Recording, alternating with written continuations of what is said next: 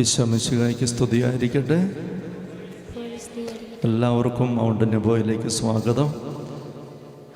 ഒപ്പം ബഹുമാനപ്പെട്ട വികാരിച്ചൻ്റെ നാമത്തിൽ വാഗമൺ സെൻറ്റ് സെബാസ്റ്റ്യൻസ് ഇടവകയിലേക്കും ഒരു നിമിഷം ഒന്ന് കരങ്ങൾ നെഞ്ചോട് ചേർത്ത് കണ്ണുകൾ അല്പം താഴ്ത്തി ഈശോയുടെ മുമ്പിലേക്ക് വന്നേ. ഈശോ പറയുന്നില്ലേ, ആദ്യമായി ദൈവരാജ്യവും അവിടുത്തെ നീതിയും അന്വേഷിക്കുവിൻ, ബാക്കിയെല്ലാം നിങ്ങൾക്ക് കൂട്ടിച്ചേർത്ത് തരപ്പെടും. നമുക്ക് കൂട്ടിച്ചേർത്ത് തരപ്പെടേണ്ട ഒരുപാട് കാര്യങ്ങളുണ്ട്, ഒത്തിരി കാര്യങ്ങൾ. അതിനുള്ള മാർഗം ഈശോ പറയുന്നത് ദൈവരാജ്യവും നീതി അന്വേഷിക്കുക. ദൈവരാജ്യത്തിൻ്റെ ആഗമനം ഈശോ പ്രഖ്യാപിച്ചുകൊണ്ടാണല്ലോ ദൗത്യം ആരംഭിച്ച് നമുക്കറിയാം. ദൈവരാജ്യം സമീപിച്ചിരിക്കുന്നു എന്ന് പ്രഖ്യാപിച്ച ഈശോ ആദ്യം ആവശ്യപ്പെട്ട കാര്യം പശ്ചാത്തപിക്കുവിൻ. നമുക്ക് ഏതാനും നിമിഷങ്ങളിപ്പം ഹൃദയത്തെ പശ്ചാത്താപപൂർവ്വം ഈശ്വര പക്കൽ തുറന്നു വെക്കാം. പ്രത്യേകിച്ചും കഴിഞ്ഞ കുമ്പസാരത്തിന് ശേഷം ഇന്ന് കുമ്പസാരിക്കാൻ പറ്റാത്തവരുണ്ട്. കുമ്പസാരിച്ചവരും നമ്മുടെ ജീവിതത്തിലെ എല്ലാ കുറവുകളെപ്പറ്റി തിരുസന്നിധിയിൽ മാപ്പ് ചോദിച്ച് ഈ നിമിഷമായിരുന്നേ. ഏറ്റവും പ്രധാനമായിട്ട് സ്നേഹത്തിന് വിരുദ്ധമായ മനോഭാവങ്ങൾ, സംസാരങ്ങൾ, നീക്കങ്ങൾ ഈശ്വര മുമ്പിൽ ഏറ്റുപറഞ്ഞേ. കാരണം ദൈവരാജ്യമെന്ന് പറയുന്നത് പരിശുദ്ധാത്മാവ് ഭരിക്കുന്ന സ്നേഹത്തിൻ്റെ രാജ്യമാണ്. സ്വർഗമെന്ന് പറയുന്നത് പിതാവും പുത്രനും പരിശുദ്ധാത്മാവുമായ ദൈവം, മൂന്ന് വ്യക്തികൾ ഒരു ദൈവമായിട്ട് സ്നേഹത്തിൽ ഒന്നായിട്ടായിരിക്കുന്നതാണ്.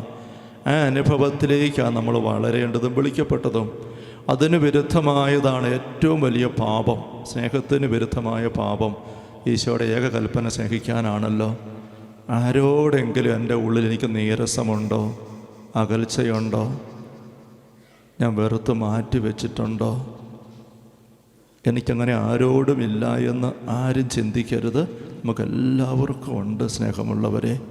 തിരിച്ചറിഞ്ഞേ അച്ഛനീ പറയുന്ന കാര്യങ്ങൾ കൃത്യമായിട്ട് നിങ്ങൾ ഉത്തരം തന്ന ഈശ്വര മുമ്പിലായിരുന്നേ. ഒരു വ്യക്തി പോലും അശ്രദ്ധമായിട്ട് അലസമായിട്ടായിരിക്കരുതേ.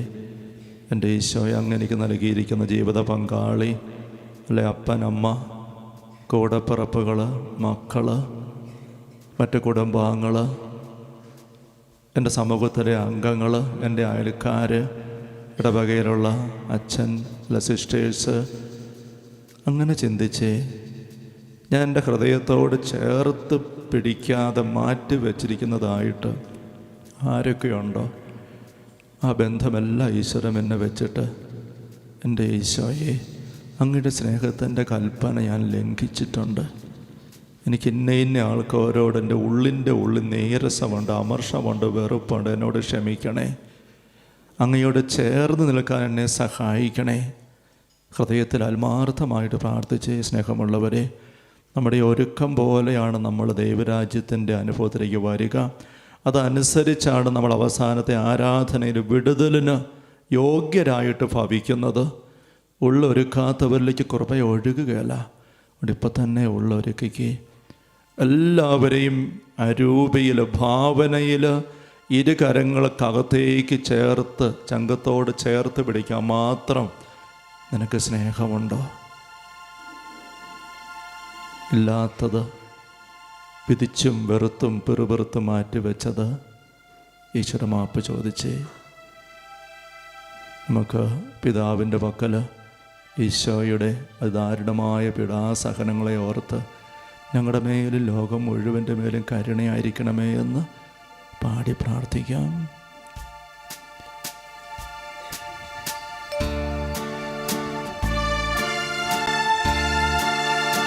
ഈശോയുടെ അതിദാരുണമാ പീഡാസഹനങ്ങളെ ഓർത്തെന്നും പിതാവേ ഞങ്ങളുടെ ലോകം മുഴുവൻ്റെ കരുണയുണ്ടാകണമേ. ഒരിക്കൽ കൂടി ഈശോയുടെ അതിദാരുണമാ പീഡാസഹനങ്ങളെ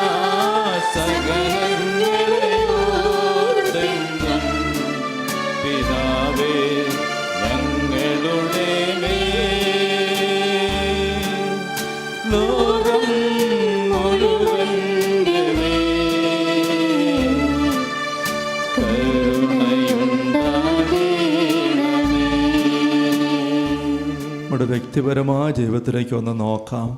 നമ്മളെ തന്നെ നിയന്ത്രിക്കാതെ ആസക്തികൾക്ക് അടുപ്പെട്ട് ഭക്ഷണാസക്തി, പാനീയാസക്തി, കണ്ണുകളുടെ ആസക്തി, സുഖലോലുപത, ഇങ്ങനെയുള്ള ആസക്തികളെ നിയന്ത്രിക്കാതെ അതിന് വഴങ്ങി ഈശ്വര പക്കൽ നിന്ന് അകന്നുപോയ അനേക നിമിഷങ്ങളില്ലേ? നമുക്ക് ഓരോരുത്തർക്കും ചില പ്രത്യേക ഏരിയകൾ കാണും, മേഖലകൾ പതിവായിട്ട് വീണു പോകുന്നത്. ആ തലങ്ങളെ പ്രത്യേകമായിട്ട് എളിമയോടെ നമുക്ക് ഈശ്വര ബന് വെക്കാം. ഈശോയെ, ഞാൻ എൻ്റെ സുഖം തേടി സ്വാർത്ഥ താല്പര്യങ്ങളെ തൃപ്തിപ്പെടുത്താൻ, ജഡമോഹങ്ങളെ തൃപ്തിപ്പെടുത്തിക്കൊണ്ട് അങ്ങനെയുള്ള കാര്യങ്ങൾ വ്യാപരിച്ച് അങ്ങിൽ നിന്ന് അകന്നുപോയ ഓരോ നിമിഷത്തെ ഓർത്ത്, പ്രത്യേകിച്ച് എൻ്റെ ഇന്ന പാപങ്ങളെ ഓർത്ത് ഞാൻ പശ്ചാത്തപിക്കുന്നു, മാപ്പ് ചോദിക്കുന്നു. ഈശോയെ, ആബാ പിതാവേ, അങ്ങയുടെ തിരുക്കുമാരൻ്റെ പീഡാസഹനത്തിൻ്റെ യോഗ്യതയെക്കുറിച്ച് എൻ്റെ മേൽ കരുണയായിരിക്കണമേ. നമുക്ക് പാടി പ്രാർത്ഥിക്കാം. ഈശോയുടെ അതിദാരുണമാ പീഡാസഹനങ്ങളെ ഓർത്തെന്നും പിതാവേ ഞങ്ങളുടെ ലോകം മുഴുവൻ്റെ മേൽ കരുണയുണ്ടാകണമേ.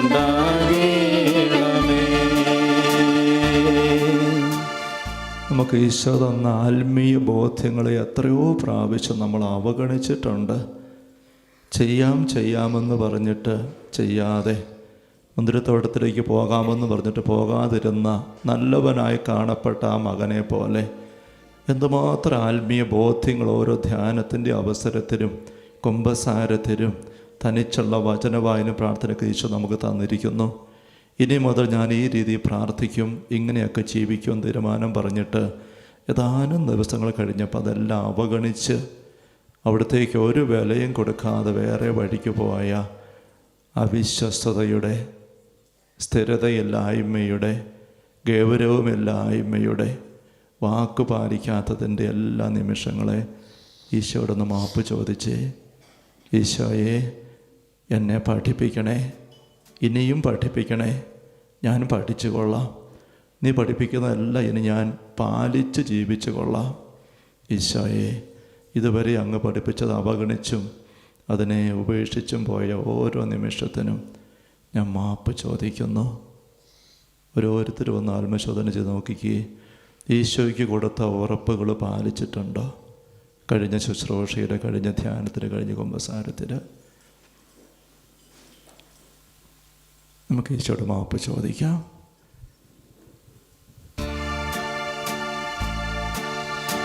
ഈശോയുടെ അതിദാരുണമാ പീഡാസഹനങ്ങളെ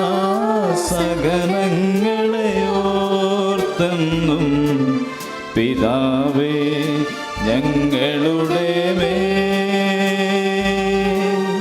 ലോകം മുഴുവൻ്റെ മേൽ കരുണയുണ്ടാകണമേ. ഒരിക്കൽ കൂടി എല്ലാ പാപങ്ങൾക്കും മാപ്പ് ചോദിച്ചുകൊണ്ട്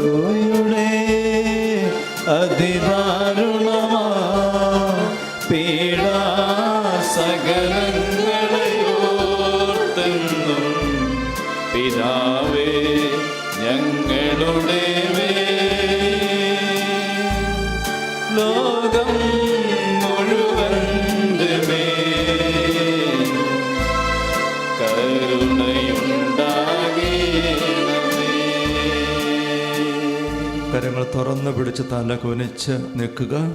പാവമോചനത്തിൻ്റെ ഒരു ആശീർവാദം നമുക്ക് സ്വീകരിക്കാം. കർത്താവായ ഈശോയെ, അങ്ങയുടെ തൃപാദങ്ങളിലേക്ക് ഈ സമയം ഇവിടെ ഈ വിശുദ്ധമായ അങ്കണത്തിലെത്തി ഓരോരുത്തരും തങ്ങളുടെ പാപങ്ങളെപ്പറ്റി പശ്ചാത്തപിച്ച് അങ്ങയുടെ പക്കൽ മാപ്പ് ചോദിച്ചുകൊണ്ടായിരിക്കുന്ന ഈ അവസരത്തിൽ കർത്താവേ, ഞങ്ങളുടെ മേ കരുണയായിരിക്കണമേ. ഞാൻ നിന്നെ കഴുകുന്നില്ലെങ്കിൽ നിനക്ക് എന്നോടുകൂടി പങ്കില്ല എന്നങ്ങ് പത്രോസോട് പറഞ്ഞ് പത്രോസിനെ കഴുകിയല്ലോ, ചേർത്ത് പിടിച്ചല്ലോ. കർത്താവായ ഈശോയെ, അങ്ങയുടെ പരിശുദ്ധ കത്തോലിക്കാ സഭയിൽ എളിയ ദാസന് കനിഞ്ഞു നൽകിയ ശുശ്രൂഷ പൗരോഹിത്യത്തിൻ്റെ അധികാരം, അഭിഷേകം ഉപയോഗിച്ച് ഈ മക്കൾ ഓരോരുത്തരുടെ മേൽ അങ്ങയുടെ നാമത്തിന് കരമുയർത്തിക്കൊണ്ട് ഈശോയെ, ഈ മക്കളുടെ പാപങ്ങൾ ഞാൻ അങ്ങയുടെ നാമത്തിൽ മോചിക്കുന്നു. കുമ്പസാരത്തിൽ ഏറ്റുപറയേണ്ട പാപങ്ങൾ ഈ മക്കൾ പിന്നീട് ഒരുങ്ങി വന്ന് ഏറ്റുപറയുമ്പം കർത്താവേ, അവയെല്ലാം പൂർണ്ണമായിട്ട് അങ്ങ് മായ്ച്ച് കളയണമേ. ഇപ്പോൾ തന്നെയും കുമ്പസാരിക്കാൻ സാഹചര്യം കൊണ്ട് സാധിക്കാത്ത അവസ്ഥയിലൊക്കെ ആയിരിക്കുന്ന എല്ലാ മക്കളിൽ നിന്നും ആ പാപങ്ങൾ വഴി കടന്നു വന്നിരിക്കുന്ന എല്ലാ തടസ്സങ്ങളും നീക്കപ്പെടട്ടെ. ഈശോയെ, ഇന്നത്തെ ശുശ്രൂഷയിൽ ഉള്ള ചേർത്ത് സംബന്ധിക്കാൻ ഈ മക്കളിൽ ഒരു വ്യക്തിക്ക് പോലും അവരുടെ പാപങ്ങളോ വീഴ്ചകളോ കുറവുകളോ ഒരു തടസ്സമാകാതിരിക്കട്ടെ. അങ്ങയുടെ തിരുരക്തത്താൽ ഇവരെല്ലാം പൂർണ്ണമായി ശുദ്ധീകരിക്കപ്പെടട്ടെ, ഇപ്പോഴും എപ്പോഴും എന്നേക്കും. ആമേൻ. ഈശോയ്ക്ക് സ്തുതി. നമുക്ക് നമ്മുടെ നിയോഗങ്ങളെ ആൾത്താരെ സമർപ്പിക്കാനുള്ള സമയമാണ്. അപ്പം നമ്മൾ ലൈനായിട്ട് ആൾത്താരെങ്കിലേക്ക് വന്നിട്ടാണ് ചെയ്യുക. നടുവിലൂടെ കടന്നു വന്നുകൊണ്ട് കുർബാന സ്വീകരിക്കാൻ വരുന്നത് പോലെ ഇത് നിയോഗങ്ങളെ സമർപ്പിക്കുക മാത്രമല്ല, ഞാൻ നിങ്ങൾ ഓരോരുത്തരുടെ മേലും കുരിശിൻ്റെ ഒരു മുദ്ര പതിക്കുകയാണ്. നിങ്ങളെയും നിങ്ങളുമായി ബന്ധപ്പെട്ട സർവ്വതിനെയും നിങ്ങളുടെ എല്ലാ നിയോഗങ്ങളെയും അതുവഴി ഞാൻ കുരിശിന് കീഴ്പ്പെടുത്തുകയാണ്. അത് നമ്മൾ വിശ്വാസപൂർവ്വം സ്വീകരിക്കണം. നിങ്ങൾ ഓരോരുത്തരും പറയണം, ഈശോയെ, ഞാനും എനിക്കുള്ളവയും എൻ്റെ വസ്തുവകകളും നിയോഗമേഖലകൾ മുഴുവനും അങ്ങയുടെ കുരിശിൻ്റെ ശക്തിക്ക് കീഴ്പ്പെടട്ടെ. സർവ്വ തിന്മകളുടെ ശക്തികളെയും ഈശോ പരാജയപ്പെടുത്തിയ കുരിശിലാണ്. നമുക്കെതിരെ നിന്നിരുന്ന പാപത്തിൻ്റെ കടച്ചീട്ടുകളെ മുഴുവനും മായിച്ച് കളഞ്ഞ് തിന്മയുടെ ശക്തികളെ പരിഹാസപാത്രങ്ങളാക്കിയത് കുരിശിലാണ്. ആ കുരിശിൻ്റെ ശക്തിക്ക് നമുക്ക് നമ്മെ തന്നെ കീഴ്പ്പെടുത്താം. അതുവഴി ഇവിടെ വന്നിരിക്കുന്ന നിങ്ങൾ ഓരോരുത്തരെയും നിങ്ങളുടെ നിയോഗങ്ങളെയും ഏതെങ്കിലും തരത്തിൽ നിയന്ത്രിക്കാനോ സ്വാധീനിക്കാനോ ഞെരുക്കാനോ കെട്ടിയിടാനോ നോക്കുന്ന സർവ്വശക്തികളും ഈശോയ്ക്ക് കീഴ്പ്പെടുകയാണ്, അല്ലെങ്കിൽ നിസ്സഹായരായി ഭാവിക്കുകയാണ്. നിങ്ങൾ നിയോഗങ്ങൾ കുറിച്ച് കൊണ്ടുവന്നിരിക്കുന്നവർ അത് കയ്യിലെടുക്കുക. കഴിഞ്ഞ പ്രാവശ്യങ്ങൾ ഞാൻ പറഞ്ഞതുപോലെ അതിൻ്റെ ഒപ്പം നിങ്ങളുടെ സ്തോത്ര കാഴ്ച ഇടാനുള്ളത് നിങ്ങൾക്ക് കയ്യിലെടുക്കാം. ഞാൻ പറയും, ഒരു രൂപ തൊട്ടെങ്കിലും വന്നിടുന്നത് നമ്മുടെ സമർപ്പണത്തിൻ്റെ ഒരു പ്രത്യേക അടയാളമാണ്. അത് പണത്തിൻ്റെ വിഷയമല്ല. നമ്മളുടെ ജീവിതം നമ്മൾ നേർച്ചയിടുന്നത് നമ്മൾ നേരത്തെ പറഞ്ഞിട്ടുണ്ട്. നമുക്ക് നേർച്ച ഇടുക എന്നുള്ളത് ലോകവ്യാപകമായി അനാദികാലം മുതലേ ഉള്ള രീതിയാണ്. വിശുദ്ധൻ്റെ പക്കൽ എവിടെയെങ്കിലും നേർച്ചയിടുക, കാണിക്കയിടുക. കാണിക്കയിടുന്നതിൻ്റെ സന്ദേശം, ദൈവമേ, എന്നെ മുഴുവൻ ഇവിടെ ഞാൻ അങ്ങയുടെ പക്കൽ സമർപ്പിക്കാൻ ആഗ്രഹിക്കുന്നു. പക്ഷെ എന്നെ ഇവിടെ വെച്ചിട്ട് എനിക്ക് ഇരുന്നാൽ പറ്റത്തില്ല, ഒത്തിരി കാര്യങ്ങൾ ചെയ്യാൻ. അതുകൊണ്ട് എൻ്റെ വിയർപ്പിൻ്റെ ഫലമായി പണം, ഈ നേർച്ച അങ്ങ് സ്വീകരിക്കണേ. അപ്പം നമ്മെ തന്നെ സമർപ്പിക്കുന്നതിൻ്റെ ഒരു അടയാളമാണ്. ആ രീതിയിൽ നിങ്ങളതിനെ കണ്ടുകൊണ്ട് സാധിക്കുമെങ്കിൽ എല്ലാവരും ഒരു തൊട്ടെങ്കിലും കയ്യിലെടുക്കുക. ഇനി കൂടുതൽ സാധിക്കാവുന്നവർ, ഞാൻ നിങ്ങളോട് നേരത്തെ പറയുകയുണ്ടായി, നിങ്ങൾ സ്തോത്രക്കാഴ്ചയായിട്ട് ഇവിടെ ഇടുന്ന പണം ഞാൻ ഈ മാസം മുഴുവൻ അടുത്ത ശുശ്രൂഷ വരെയും നിങ്ങളുടെ നിയോഗങ്ങൾക്ക് വേണ്ടി കുർബാന ചൊല്ലാൻ വേണ്ടിയിട്ട് തന്നെ ഉപയോഗിച്ചുകൊണ്ടിരിക്കും. അപ്പം നിങ്ങളുടെ നിയോഗങ്ങൾ എഴുതിയത് കൊണ്ടുവരിക, സ്തോത്രക്കാഴ്ച ഉണ്ടെങ്കിൽ അതും കൊണ്ടുവരിക. ഇത് രണ്ടുമില്ലാത്തവരും വരണം. ഒരു അസ്വസ്ഥയൊന്നും വേണ്ട, പോരായ്മ ഒന്നും വേണ്ട. അടുത്ത ആരെങ്കിലേക്ക് നിങ്ങളുടെ ഉള്ളത്തെ സമർപ്പിച്ചുകൊണ്ട് കടന്നു വരിക. കുരിശിൻ്റെ മുദ്ര സ്വീകരിച്ചുകൊണ്ട് തിരിച്ചു പോവുക. ഈ സമയം മുഴുവൻ നമ്മൾ പാടി പ്രാർത്ഥിക്കും. ഇതൊരു തീക്ഷ്ണമായ പ്രാർത്ഥനയുടെ നിമിഷമാണ്. അങ്ങനെ തന്നെ ഓരോരുത്തരും എടുക്കണം. നിങ്ങൾ അച്ഛനോട് എന്തെങ്കിലും കാര്യം പറയാൻ വേണ്ടി നോക്കിയിരിക്കണ്ട. നിങ്ങൾക്ക് പറയാൻ അവസരമുണ്ട്. അതല്ല പ്രധാനപ്പെട്ടത്. അച്ഛൻ കേട്ടിട്ട് ഒരു കാര്യവുമില്ല, ഞാൻ പ്രാർത്ഥിക്കാം എങ്കിൽ പോലും ഈശോയുടെ പക്കലേക്ക് വാ. അവിടെ നിന്നാണ് രക്ഷകൻ, അവിടെ നിന്നാണ് ദൈവം, സർവശക്തൻ. ദൈവത്തിന് അസാധ്യമായിട്ടൊന്നുമില്ല. അവിടുത്തെ തിരിഹിതം പോലെ അവിടെ നമ്മോട് പ്രവർത്തിക്കാൻ വിട്ടുകൊടുത്തുകൊണ്ട്, അതുകൊണ്ട് ഈ സമയം ഈ ശുശ്രൂഷ, സമർപ്പണത്തിൻ്റെ ഈ ശുശ്രൂഷ, കുരിശിൻ്റെ മുദ്ര സ്വീകരിക്കുന്ന ശുശ്രൂഷ വളരെ പ്രധാനപ്പെട്ടതാണ്. സമാധാനം നിങ്ങളോട് കൂടെ. വിശുദ്ധ ലൂക്കാ അറിയിച്ച നമ്മുടെ കർത്താവ് ഈശോ മിശിഹായുടെ പരിശുദ്ധ സുവിശേഷം അധ്യായം 4:1 മുതലുള്ള തിരുവചനങ്ങൾ. ഈശോ പരിശുദ്ധാത്മാവ് നിറഞ്ഞവനായി യോർദാനിൽ നിന്ന് മടങ്ങി. ആത്മാവ് അവനെ മരുഭൂമിയിലേക്ക് നയിച്ചു. അവൻ പിശാചനാൽ പരീക്ഷിക്കപ്പെട്ട് 40 ദിവസം അവിടെ കഴിഞ്ഞുകൂടി. ആ ദിവസങ്ങളിൽ അവനൊന്നും ഭക്ഷിച്ചില്ല. അവസാനം അവന് വിശന്നു. അപ്പോൾ പിശാച് അവനോട് പറഞ്ഞു, നീ ദൈവപുത്രനാണെങ്കിൽ ഈ കല്ലിനോട് അപ്പമാകാൻ കൽപ്പിക്കുക. ഈശോ അവനോട് പറഞ്ഞു, അപ്പം കൊണ്ട് മാത്രമല്ല മനുഷ്യൻ ജീവിക്കുന്നത് എന്ന് എഴുതപ്പെട്ടിരിക്കുന്നു. പിന്നെ പിശാച് അവനെ ഒരു ഉയർന്ന സ്ഥലത്തേക്ക് കൊണ്ടുപോയി ഭൂമിയിലെ സകല രാജ്യങ്ങളും ക്ഷണനേരം കൊണ്ട് അവനെ കാണിച്ചു കൊടുത്തു. പിശാച് അവനോട് പറഞ്ഞു, ഇവയുടെ മേൽ എല്ലാ അധികാരവും മഹത്വവും നിനക്ക് ഞാൻ തരാം. ഇതെല്ലാം എനിക്ക് നൽകപ്പെട്ടിരിക്കുന്നു. എനിക്കിഷ്ടമുള്ളവർക്ക് ഞാനിത് കൊടുക്കുന്നു. നീ എന്നെ ആരാധിച്ചാൽ ഇവയെല്ലാം നിൻ്റേതാകും. ഈശോ മറുപടി പറഞ്ഞു, നിന്റെ ദൈവമായ കർത്താവിനെ നീ ആരാധിക്കണം, അവനെ മാത്രമേ പൂജിക്കാവൂ എന്ന് എഴുതപ്പെട്ടിരിക്കുന്നു. അനന്തരം പിശാച് അവനെ ജെറുസലേമിലേക്ക് കൊണ്ടുപോയി ദേവാലയ ഗോപുരത്തിൻ്റെ ശൃംഗത്തിൽ നിർത്തിക്കൊണ്ട് പറഞ്ഞു, നീ ദൈവപുത്രനാണെങ്കിൽ ഇവിടെ നിന്ന് താഴേക്ക് ചാടുക. നിന്നെ സംരക്ഷിക്കുവാൻ അവൻ തൻ്റെ ദൂതന്മാരോട് കൽപ്പിക്കുമെന്നും നിന്റെ കാല് കല്ലിൽ തട്ടാതെ അവർ നിന്നെ കൈകളിൽ താങ്ങിക്കൊള്ളുമെന്നും എഴുതപ്പെട്ടിട്ടുണ്ടല്ലോ. ഈശോ പറഞ്ഞു, നിന്റെ ദൈവമായ കർത്താവിനെ പരീക്ഷിക്കരുത് എന്നും പറയപ്പെട്ടിരിക്കുന്നു. അപ്പോൾ പിശാച് പ്രലോഭനങ്ങളെല്ലാം അവസാനിപ്പിച്ച് നിശ്ചിത കാലത്തേക്ക് അവനെ വിട്ടുപോയി. ഈശോയിൽ ഏറ്റവും സ്നേഹമുള്ള സഹോദരി സഹോദരന്മാരെ, നമ്മൾ ഇന്നിവിടെ നമ്മുടെ ഈ ശുശ്രൂഷയിൽ ഒരു പ്രഭാഷണ പരമ്പര ആണ് ആരംഭിക്കുന്നത്. നമ്മൾ ഇന്ന് കാണുന്ന വചന വെളിച്ചം, അതിൻ്റെ ബാക്കി നമ്മൾ അടുത്ത മാസം, അങ്ങനെ നമ്മൾ മുന്നോട്ട് കുറച്ച് ആഴപ്പെട്ട വചന ചിന്തകളിലേക്ക് കടക്കുകയാണ്.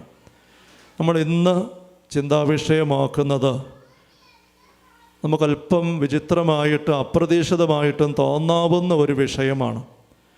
സാത്താനെതിരെയുള്ള പോരാട്ടത്തിൽ നിന്നും ആർക്കും ഒഴിവില്ല. അത് ദൈവത്തിൻ്റെ പദ്ധതിയുടെ ഭാഗമാണ് എന്നുള്ളതാണ്. ദൈവത്തിൻ്റെ പദ്ധതിയുടെ ഭാഗമാണ്. നമ്മൾ സാധാരണ എല്ലാവരും ആഗ്രഹിക്കുന്നതും പരിശ്രമിക്കുന്നതും സാത്താൻ്റെ എല്ലാ ശല്യങ്ങളും ഒന്ന് ഒഴിവാക്കി കിട്ടാനായിട്ടാണ്. അവൻ്റെ ഇടപെടലുകൾ, അവൻ്റെ സാന്നിധ്യം വഴിയുള്ള ബന്ധനങ്ങൾ, ഇതെല്ലാം ഒന്ന് മാറി പിശാചിൻ്റെ ഒരു ശല്യവുമില്ലാതെ ഒന്ന് ജീവിക്കാൻ സാധിക്കുമോ? ഇതാണ് നമ്മുടെ ചിന്ത. എന്നാൽ നമ്മൾ ആഴപ്പെട്ട് വചനത്തിലേക്ക് നോക്കുമ്പോൾ ദൈവത്തിൻ്റെ മനസ്സ് നമ്മൾ കാണുന്നത് ഒരല്പം വ്യത്യസ്തമായ രീതിയിലാണ്.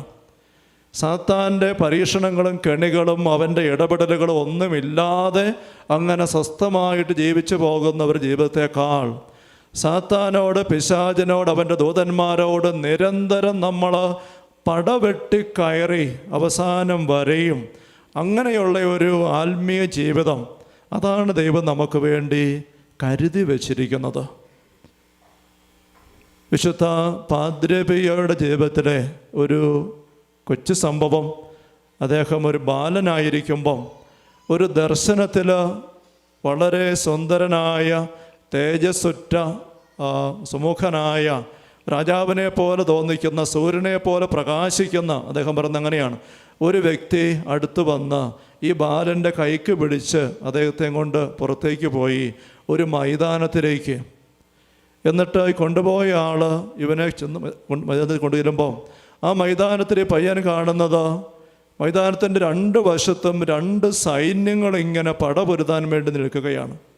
ഒരു വശത്ത് നല്ല സുന്ദരമായ മുഖഭാവമുള്ള വെള്ള വസ്ത്രം ധരിച്ച വലിയൊരു സൈന്യഗണം, മറുവശത്ത് കറുത്ത വസ്ത്രങ്ങൾ ധരിച്ച, മുഖത്തോട്ട് നോക്കിയാൽ ഭയം ജനിപ്പിക്കത്തക്ക രീതിയിലുള്ള ഭാവങ്ങളോട് കൂടിയ വ്യക്തികളുടെ ഒരു കൂട്ടവും.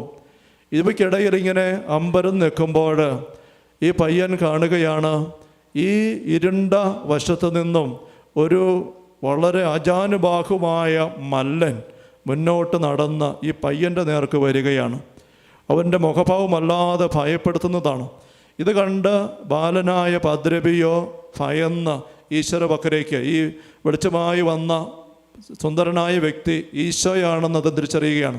ഈശ്വര പക്കലേക്ക് ചേർന്ന് നിൽക്കുമ്പം ഈശോ പയ്യനോട് പറയുകയാണ്, നീ ഭയന്ന് മാറരുത്, നീ പടപൊരുതണം. നീ ധീരനായ ഒരു യോദ്ധാവായിട്ട് പടപൊരുതണം. നീ ചെന്ന് ആ മല്ലനെ എതിരിടുക, ഞാൻ നിന്നെ സഹായിക്കും. ഇവനാകപ്പാടെ ഭയന്ന് വിഷമിച്ച് പറ്റുകയില്ല എന്നുള്ള പറ്റി പറയുമ്പം ഈശോ വീണ്ടും പറഞ്ഞു, ഞാൻ നിന്നെ സഹായിക്കും, ഞാൻ നിൻ്റെ കൂടെയുണ്ട്, എൻ്റെ സഹായത്തെക്കുറിച്ച് ഒരിക്കലും സംശയിക്കരുത്, പടപൊരുതുക. നിവൃത്തിയില്ലാതെ ഈ ബാലൻ ആ മല്ലനോട് പടപൊരുതി. അതിൽ ആ മല്ലൻ പരാജയപ്പെട്ടു. മല്ലൻ പരാജയപ്പെട്ട് കഴിഞ്ഞപ്പം ഈ സുന്ദരനായി കാണപ്പെട്ട ഈശോ ഒരു കിരീടം ഈ പദ്രബിയയുടെ ബാലൻ്റെ ശിരസിൽ വെച്ചു. എന്നിട്ട് പറഞ്ഞു, ആ മല്ലൻ വീണ്ടും വീണ്ടും എല്ലായ്പ്പോഴും വന്നുകൊണ്ടിരിക്കും.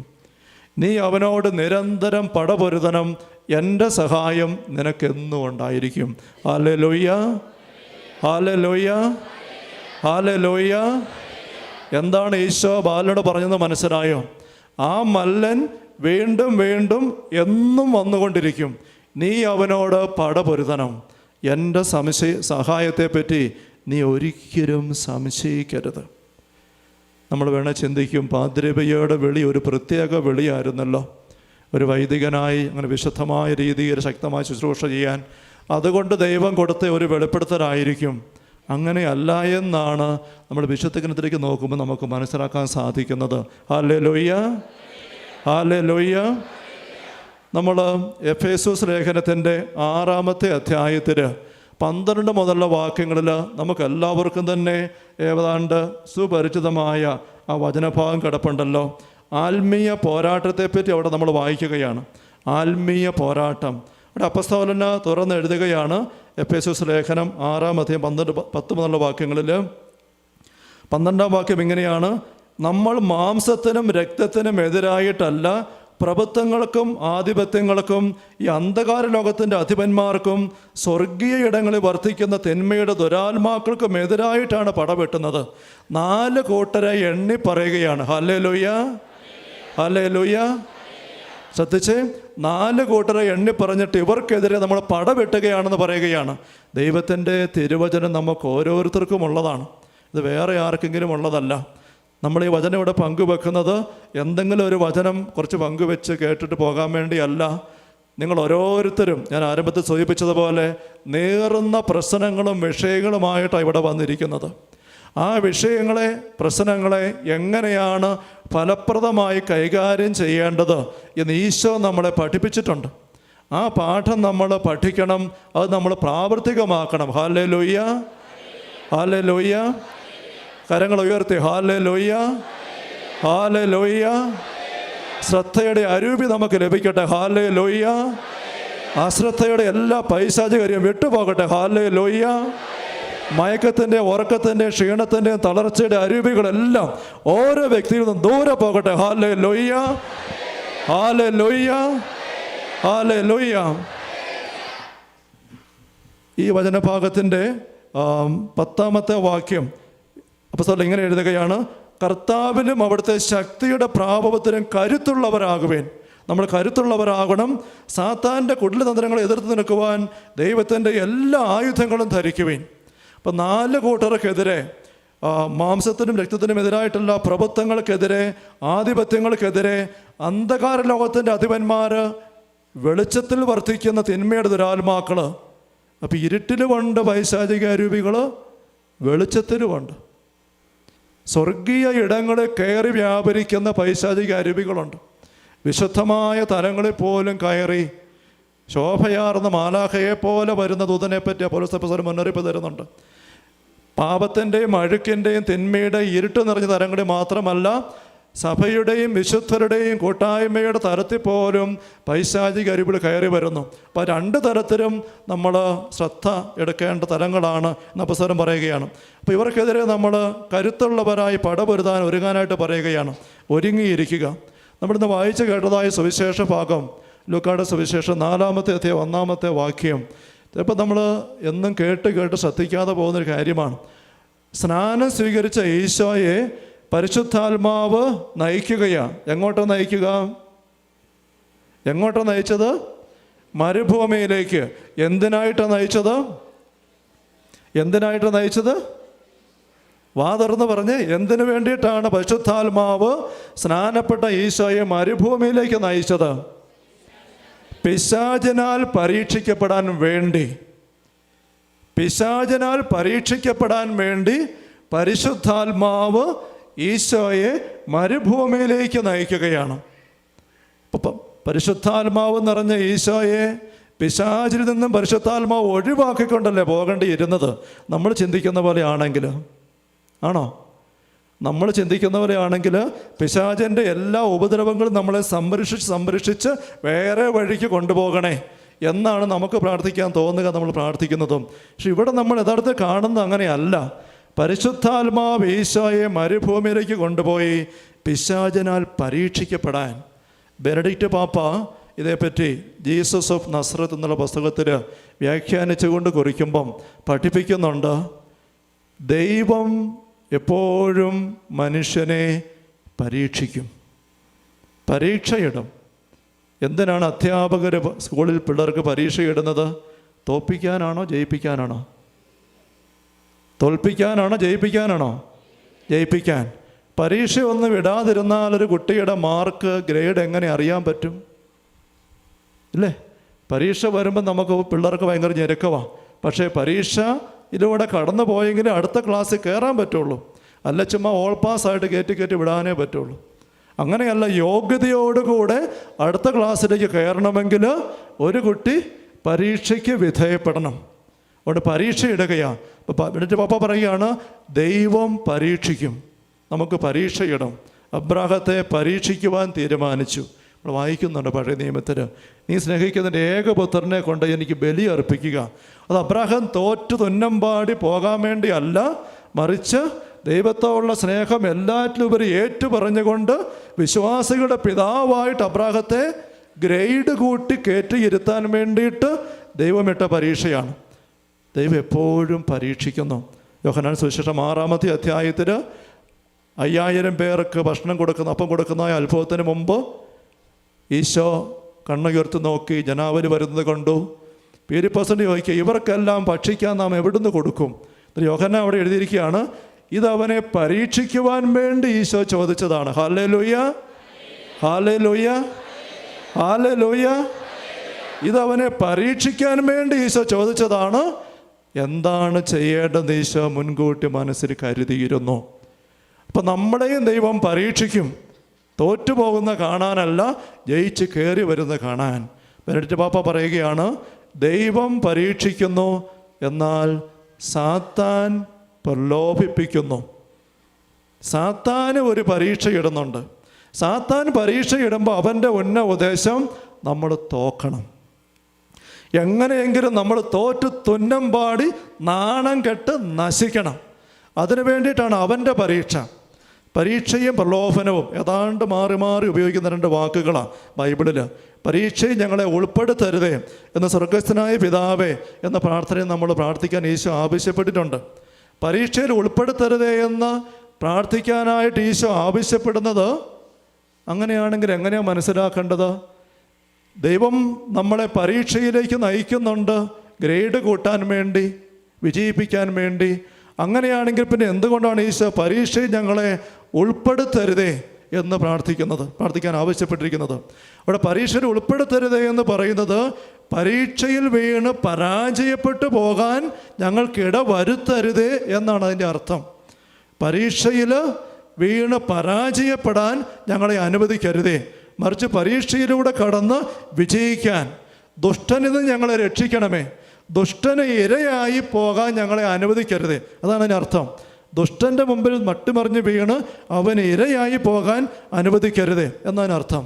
ഹല്ലേലൂയ, ഹല്ലേലൂയ, ഹല്ലേലൂയ. മിസ്റ്റർ ലൂക്കാ അറിയ സുവിശേഷം 22-ാമത്തെ അധ്യായത്തിൽ 31 മുതലുള്ള വാക്യങ്ങളിൽ ഈശോ തൻ്റെ പീഡാനുഭവത്തിൻ്റെ ദിവസങ്ങൾ വരുമ്പോൾ പത്രോസ് അപ്പോസ്തലൻ ഈശോ പറയുകയാണ്, ശെമയോനെ ശെമയോനെ, ഇതാ സാത്താൻ നിങ്ങളെ ഗോതമ്പ് പാറ്റുന്ന പോലെ പാറ്റാൻ ഉദ്യമിച്ചു.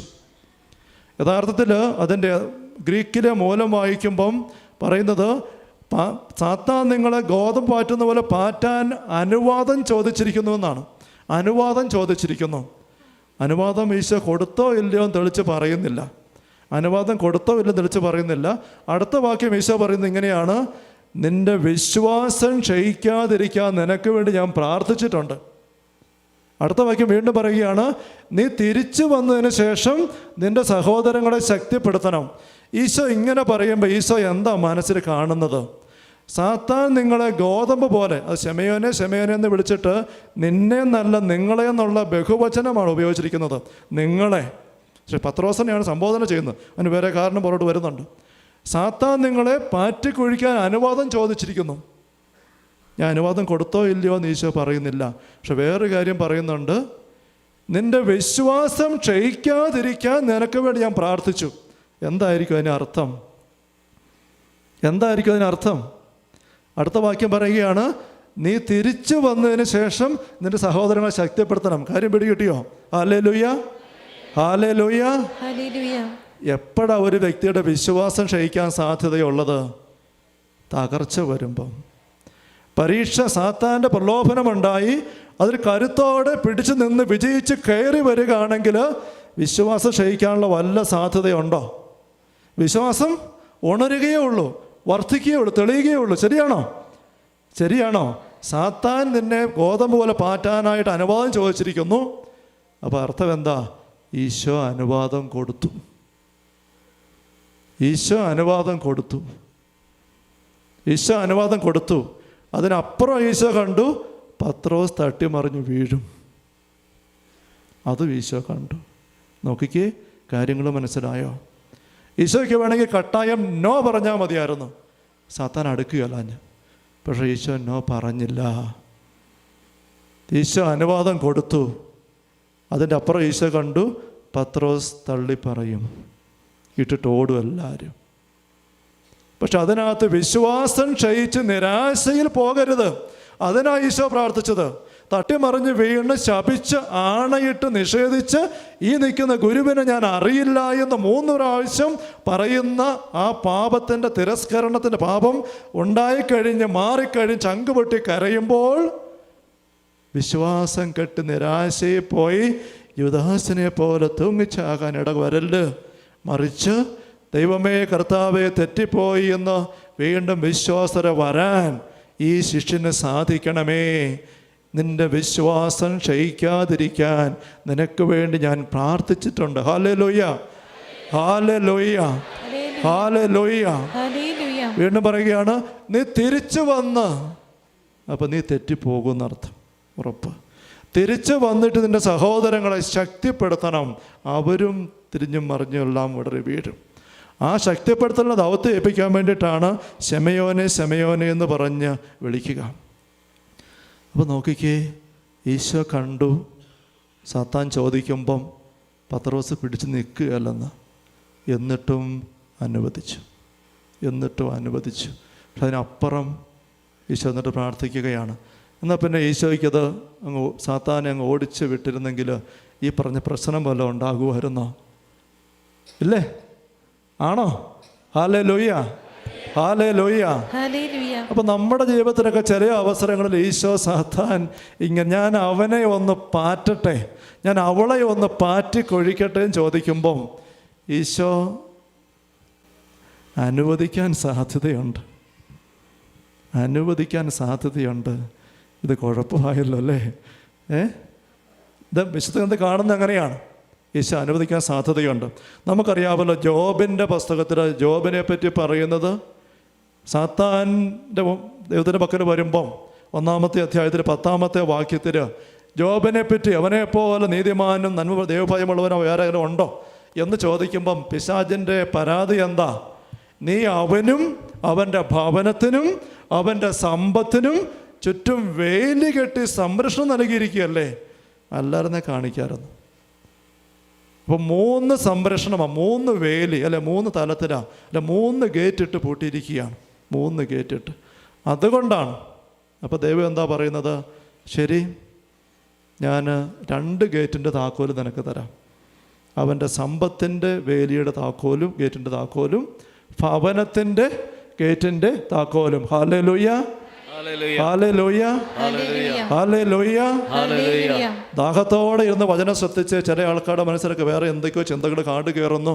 ബാക്കി എല്ലാ ഫയലുകളും മാറ്റിവെച്ചേ ഈശോയുടെ പാദങ്ങൾ ഒരു കൊച്ചു കുട്ടിയെപ്പോലെ ഇരുന്ന് വിദ്യാർത്ഥിയെപ്പോലെ ഈശോയെ എന്നെ പഠിപ്പിക്കണമേ എന്ന് ദാഹിച്ചുകൊണ്ട് പ്രാർത്ഥിച്ചുകൊണ്ടായിരുന്നേ. അപ്പോൾ 2 ഗേറ്റിൻ്റെ താക്കോലെടുത്ത് ദൈവം സാത്താൻ്റെ കൈ കൊടുത്തു. അവൻ്റെ സമ്പത്തിൻ്റെ വേലിയുടെ ഗേറ്റും ഭവനത്തിൻ്റെ ഗേറ്റും. നമുക്കറിയാം, സമ്പത്ത് മുഴുവൻ നഷ്ടപ്പെട്ടു, കുടുംബാംഗങ്ങളെല്ലാം നഷ്ടപ്പെട്ടു, വല്ലാണ്ടായിപ്പോയി. പക്ഷെ ജോബ് അതിൻ്റെ പേരിൽ ദൈവത്തെ പഴിച്ചില്ല, ദൈവത്തിന് നന്ദി പറഞ്ഞിരുന്നു. അടുത്ത പ്രാവശ്യം 2-ാമത്തെ അധ്യായത്തിൽ 6-ാമത്തെ വാക്യത്തിൽ നമ്മൾ കാണുകയാണ്, വീണ്ടും സാത്താൻ വരുമ്പോൾ തമ്പുരാൻ ചോദിക്കും, എങ്ങനെയുണ്ട്? ഞാൻ പറഞ്ഞില്ലേ ജോബിനെ പറ്റി.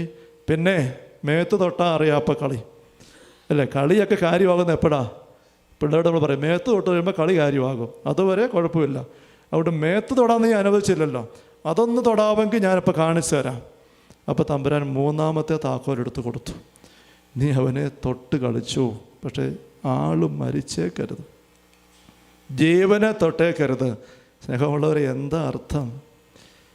ഈ നാളുകളിൽ ചില പോലീസ് സ്റ്റേഷനിലൊക്കെ ചില സംഭവങ്ങളുണ്ട്. നമുക്ക് കാരണം അറിഞ്ഞുകൂടാ, ഒരു ആൾ മരിച്ചു, ഇവിടെ ബഹളമായി. ചിലപ്പോഴൊക്കെ പോലീസുകാർക്ക് എനിക്കറിഞ്ഞുകൂടാ വല്ല ധാരണയുണ്ടോ എന്ന്. 3-ാം മുറ ഉപയോഗിക്കുമ്പോൾ കാറ്റ് പോകരുത്. കാറ്റ് പോയാൽ സംഗതി കേസ് വേറെയാ. കാറ്റ് പോകാത്തിടത്തോളം ചിലപ്പോൾ കൈകാര്യം ചെയ്യുന്ന രീതികളുണ്ട്. ഇവിടെ തമ്പുരാൻ എഴുത്തി പറഞ്ഞ ജോബിൻ്റെ കാര്യത്തിൽ പറയുകയാണ് സാത്താനോട്, ജീവൻ പോകാൻ ഇടവരരുത്. അത്രയും സ്നേഹമുള്ളവരെ തമ്പുരാൻ ആ താക്കോലെടുത്ത് കൊടുക്കുകയാണ്. അതിൻ്റെ ബാക്കി നമുക്കറിയാം. ജോബ് ചാരത്തിലിരുന്ന് ഇങ്ങനെ, പക്ഷെ എന്നിട്ടും ദൈവം തന്നു, ദൈവം എടുത്തു. അവിടുത്തെ കരങ്ങളിൽ നന്മ സ്വീകരിക്കാൻ എനിക്ക് സാധിക്കുമെങ്കിൽ തിന്മയുടെ അനുഭവങ്ങൾ അല്ലെങ്കിൽ സഹനത്തിൻ്റെ അനുഭവം സ്വീകരിക്കാൻ ഞാൻ മടിക്കുകയില്ല എന്ന് പറഞ്ഞിട്ട് അതിനെ സ്വീകരിക്കുകയാണ്. അപ്പോൾ ഇവിടെ ഒരു കാര്യം ശ്രദ്ധിക്കാവുന്നത്, ഒന്ന്, സാത്താന് ദൈവത്തിൻ്റെ അനുവാദം കൂടാതെ കയറി ചെയ്യാനായിട്ട് പറ്റുകയില്ല. അല്ല, നമ്മൾ അനുവദിക്കണം. എൻ്റെ ജീവിതത്തിലേക്ക് ഞാൻ സാത്താനെ വിളിച്ചു വരുത്തിയാൽ അവൻ കയറി വരും. എൻ്റെ പാപവും തിന്മയും വഴി നമ്മൾ സാത്താൻ്റെ കൂട്ടിലേക്ക് കയറി ചെന്നാൽ അവൻ്റെ പിടിയിൽ വീഴും. അതല്ല എങ്കിൽ ദൈവം അനുവദിക്കാതെ പിശാചിന് നമ്മുടെ മേൽ ഒരു സ്വാധീനവുമില്ല, ഒന്നും ചെയ്യാൻ പറ്റുകയില്ല. പക്ഷേ ദൈവം ഇങ്ങനെ അനുവദിക്കുന്നുമുണ്ട്. മിസ്റ്റർ മർക്കോസിൻ്റെ സുവിശേഷത്തിൽ 1-ാമത്തെ അധ്യായത്തിൽ 24-ാമത്തെ വാക്യത്തിൽ സിനഗോഗിലെ സാബത്തിൽ പഠിപ്പിക്കാൻ ചെല്ലുമ്പോൾ അശുദ്ധാത്മാവ് ബാധിച്ച വ്യക്തി, ഹല്ലേലൂയ, ഹല്ലേലൂയ, ഹല്ലേലൂയ, അശുദ്ധാത്മാവ് ബാധിച്ച വ്യക്തി അലറി വിളിക്കുകയാണ്, നീ ഞങ്ങളെ നശിപ്പിക്കാൻ വന്നിരിക്കുകയാണോ? അതിനാണോ ഈശോ വന്നത്? ആണോ? അല്ല, ഈശോ അവനെ നശിപ്പിച്ചില്ല. മറിച്ച് എന്നാ പറഞ്ഞു? പുറത്തു പോവുക, അവനെ വിട്ട് പുറത്തു പോവുക. ഈശോ പിശാചുക്കളെ എപ്പോഴും പുറത്താക്കിയിട്ടേ ഉള്ളൂ, ഒരു പിശാചിനെ നശിപ്പിച്ചിട്ടില്ല. യോഹന്നാൻ്റെ 1-ാം ലേഖനം 3-ാമത്തെ അധ്യായത്തിൽ 8-ാമത്തെ വാക്യത്തിൽ നമ്മൾ വായിക്കുന്നത് എന്താണ്? മനുഷ്യപുത്രൻ പ്രത്യക്ഷനായത് പിശാചുക്കളെ നശിപ്പിക്കാൻ വേണ്ടിയാണ്. അങ്ങനെയാണോ? പിന്നെ പിശാചിൻ്റെ പ്രവൃത്തികളെ നശിപ്പിക്കാനാണ്. നോക്കിക്കേ, പിശാചിനെ നശിപ്പിക്കാനാണെന്ന് വചനം പറയുന്നില്ല, പിശാചിന്റെ പ്രവൃത്തികളെ നശിപ്പിക്കാനാണ്. ഹല്ലേലൂയ, ഹല്ലേലൂയ, കരമുയർത്തി hallelujah, hallelujah, hallelujah, hallelujah, hallelujah, hallelujah. ഒന്ന് സ്തുതിച്ച് സ്വതന്ത്രമായിട്ട് ഹാല ഹാല ഹാല ഹാല ഹാല.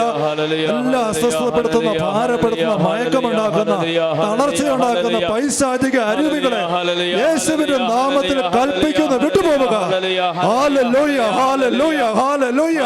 ഈ മക്കൾ ഓരോരുത്തരും സർവ്വ തിന്മയുടെ സ്വാധീനങ്ങളിൽ നിന്ന് അങ്ങയുടെ നാമത്തിൽ സുരക്ഷിതരാകട്ടെ, സംരക്ഷിതരാകട്ടെ, വിടുതൽ പ്രാപിക്കട്ടെ.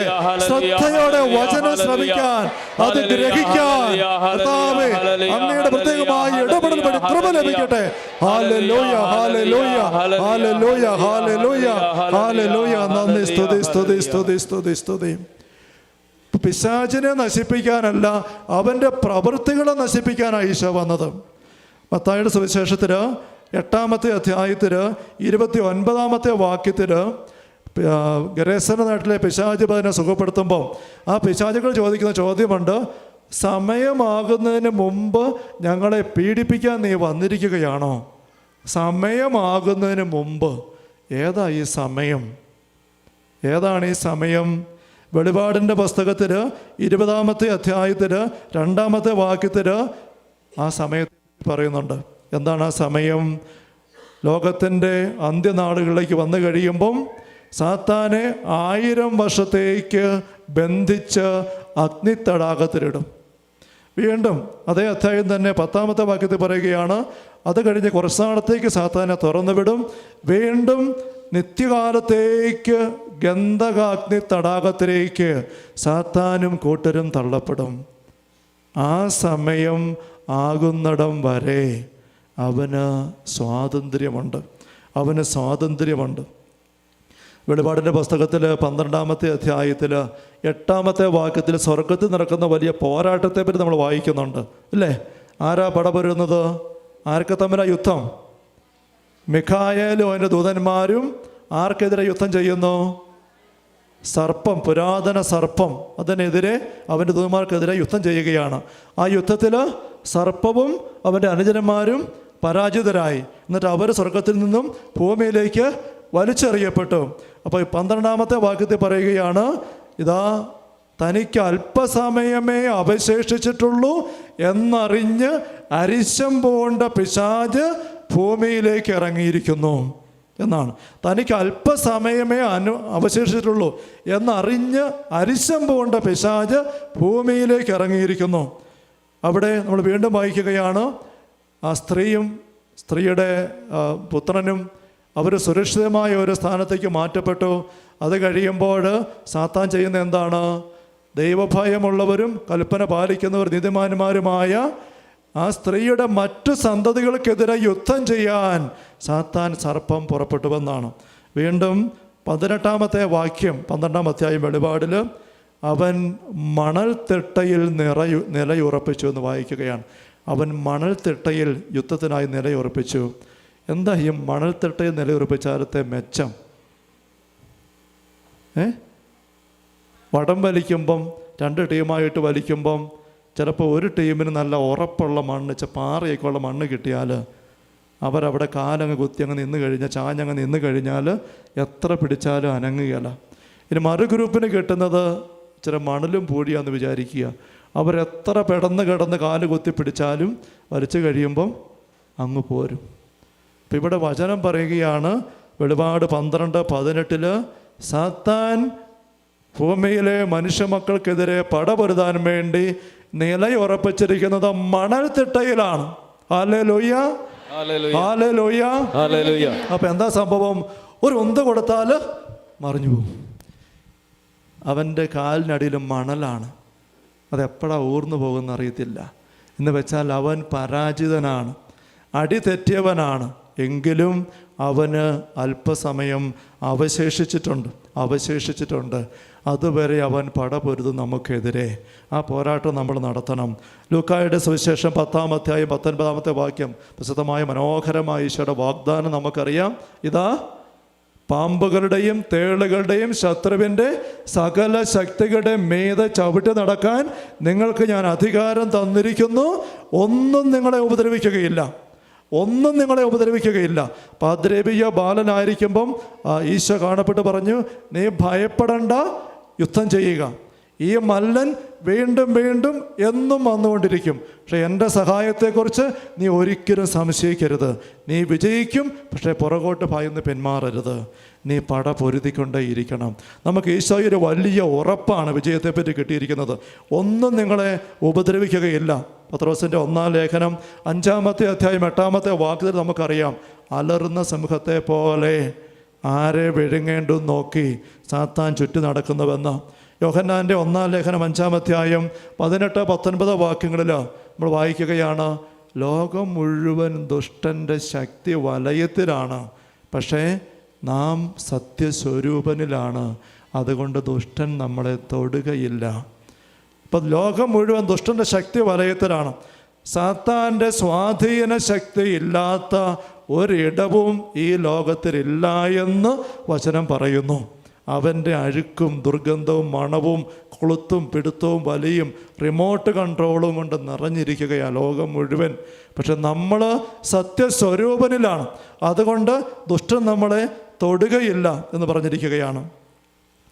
എബ്രാസ്യ അമ്മയുടെ ജീവിതത്തിൽ മനോഹരമായ ഒരു സംഭവം, എബ്രാസ്യ അമ്മ ഹൃദയസ്പർശിയായ ഒരു സംഭവം തൻ്റെ 35-ാമത്തെ കത്തിൽ വിവരിക്കുന്നുണ്ട്. വിശുദ്ധ എബ്രാസ്യ അമ്മ നമുക്കറിയാം, ഒല്ലൂര് CMC മഠത്തിൽ ജീവിച്ചിരുന്ന വ്യക്തിയാണ്. അവർ കൊച്ചുനാൾ കോനമ്മാവ് മഠത്തിലല്ല, അവിടെ ബോർഡിങ് ചേർന്ന് താമസിക്കുമ്പോൾ തന്നെ ജോൺ മേനാച്ചേരി എന്ന അച്ഛനെ ആത്മീയ പിതാവായിട്ട് ലഭിച്ചു. ആ ബന്ധത്തിൽ മുന്നോട്ട് നീങ്ങി. പിന്നീട് തൃശ്ശൂർ വികാരിയത്ത് സ്ഥാപിക്കപ്പെട്ടപ്പം ഈ ജോൺ ബനാച്ചേരി അച്ഛൻ ആദ്യത്തെ ബിഷപ്പായി. അപ്പോഴും ആത്മീയ ബന്ധം തുടർന്നു. പക്ഷേ ബിഷപ്പായപ്പോൾ തിരക്ക് കാരണം എബ്രാസ്യാമ്മയെ പതിവായിട്ട് കാണാനും മിണ്ടാനും ഒക്കെ അവസരമില്ലെന്ന് വന്നപ്പം പിതാവ് ആവശ്യപ്പെട്ടു, എഴുതി തരിക, നിനക്ക് പറയാനുള്ള അത്യാവശ്യ കാര്യങ്ങൾ കൃത്യമായിട്ട് എന്നെ എഴുതി അറിയിക്കുക, കുമ്പസാരം പോലെ തന്നെ എഴുതിക്കോ, ഞാനത് വായിച്ച് നിന്നെ നയിച്ചു കൊള്ളാം. അങ്ങനെ എബ്രാസ്യാമ്മ എഴുതിയ 72 കത്തുകൾ അതെല്ലാം കീറിക്കളയണേന്ന് പറഞ്ഞ ഓരോ കത്ത് എഴുതിയതെങ്കിലും വേനാച്ചേരി പിതാവ് അതിൻ്റെ ആത്മീയ വശം കണ്ടപ്പോൾ എബ്രാസ്യാമ്മയുടെ അനുവാദം ചോദിക്കാതെ ആത്മീയ പിതാവിൻ്റെ ഒരു അധികാരം ഉപയോഗിച്ച് ആ എഴുത്തുകളെല്ലാം സൂക്ഷിച്ചു വെച്ചു. അങ്ങനെ 72 എണ്ണം അത് പുസ്തകമായിട്ട് പ്രസിദ്ധീകരിച്ചിരിക്കുന്നതാണിത്. എബ്രാസ്യാമ്മയുടെ ലിഖിതങ്ങൾ എന്നുള്ള പുസ്തകം. നിങ്ങൾക്ക് ഒരു കുറച്ച് വെക്കുന്ന അറിയാമായിരിക്കും. ഇതിനകത്ത് 72 കത്തുകൾ. അത് 35-ാമത്തെ കത്ത് 1905 എഴുതിയതാണ്. അന്ന് എബ്രാസ്യാമ്മയ്ക്ക് 28 വയസ്സാണ് പ്രായം. അപ്പോൾ പിശാച് എങ്ങനെയാണ് തന്നെ ഇട്ട് പീഡിപ്പിച്ച് വല്ലാണ്ട് വിഷമിപ്പിക്കുന്നത്, അതേപ്പറ്റിയാണ് എബ്രാസ്യാമ്മ ഇവിടെ വിവരിക്കുന്നത്. ഇവിടെ ഇങ്ങനെ വായിക്കുകയാണ്: പിതാവേ, ദൈവശത്രുക്കളായിരിക്കുന്ന നരക പിശാചുക്കൾ എൻ്റെ കന്യാവ്രതത്തിന് മറുത്തുള്ള കഠിന പരീക്ഷകളെ മഹാപാപിയായ എൻ്റെ ശരീരത്തിൽ തൊട്ടുകൊണ്ട് ഒരു മൃഗത്തോടെന്ന പോലെ എല്ലാം എന്നോട് പ്രവർത്തിച്ചു. ഞാൻ പിതാവിൻ്റെ കൽപ്പനയാൽ എഴുതുകയാണ്. എൻ്റെ ശരീരത്തിൽ തൊട്ടുകൊണ്ട് ഈ പിശാചുക്കൾ ലൈംഗിക വിശുദ്ധിക്കെതിരെ, കന്യാവ്രതത്തിനെതിരെ എബ്രാസ്യാമ്മയെ പ്രലോഭിപ്പിച്ചുവെന്നാണ്. അതേപ്പറ്റി ഓർക്കുമ്പം പിതാവ്, എൻ്റെ കൈ വിറച്ചു പോകുന്നു. അവർ എന്നോട് പ്രവർത്തിക്കുന്ന ഓരോ വിധത്തിലെ കഠിനതകളുടെ ഓർമ്മയാൽ സഹിക്കരുതാത്ത ദുഃഖവും വ്യസനവും ഈ നേരത്തുകൂടെ ഞാൻ അനുഭവിക്കുന്നു.